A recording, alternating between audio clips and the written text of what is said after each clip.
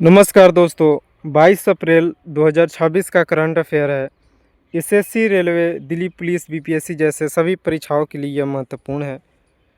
इसमें दिए गए सारे प्रश्न एग्जाम पॉइंट ऑफ व्यू से महत्वपूर्ण है, तो लास्ट तक बने रहिएगा। पहला प्रश्न है, वित्तीय वर्ष 2026 तिमाही ट्रेड वॉच क्वार्टरली, जो क्वार्टरली यानी हर एक 3 महीने में जो टोटल 12 महीने हैं, क्वार्टरली डिवाइड करोगे तो 3 महीने आएगी।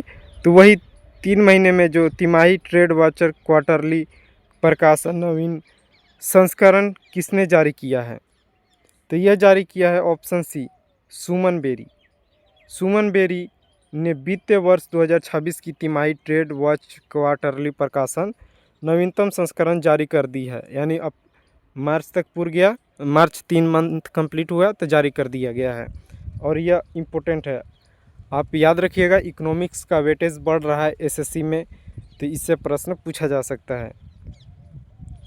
अगला है, दिनेश त्रिवेदी को किस देश में भारत का नया उच्चायुक्त नियुक्त किया गया है?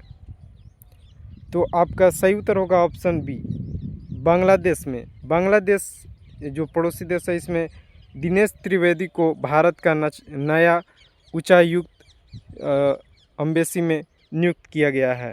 याद रखिएगा, इम्पोर्टेंट है। अगला प्रश्न है, दुनिया भर में विश्व पृथ्वी दिवस के रूप में किस दिन को मनाया जाता है? तो देखिए, दुनिया भर में विश्व पृथ्वी दिवस ऑप्शन सी 22 अप्रैल को मनाया जाता है। याद रखिएगा, 22 अप्रैल को। यह इम्पोर्टेंट प्रश्न है।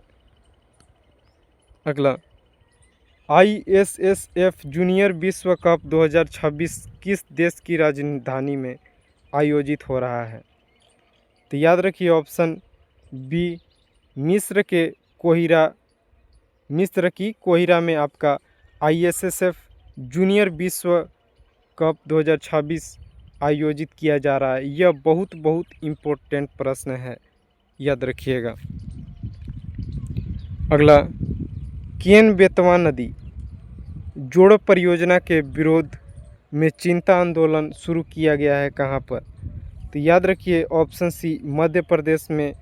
यहाँ पे लोगों के द्वारा केन बेतवा नदी जोड़ो परियोजना के विरुद्ध में आंदोलन शुरू किया गया है। इसका डिटेल के बारे में जानने के लिए आप यूट्यूब या गूगल पे सर्च करके देख भी सकते हैं। यह इम्पोर्टेंट पॉइंट है, याद रखिएगा।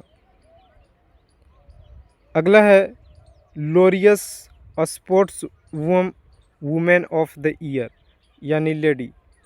तो वह है option A, Aryna Sabalenka. Aryna Sabalenka आपका Laureus sports woman of the year बनी है, आरियाना सवालेंका। यह भी महत्वपूर्ण है। फिर अगला है, रूमेन रादेव ने किस देश के प्रधानमंत्री का चुनाव जीता है?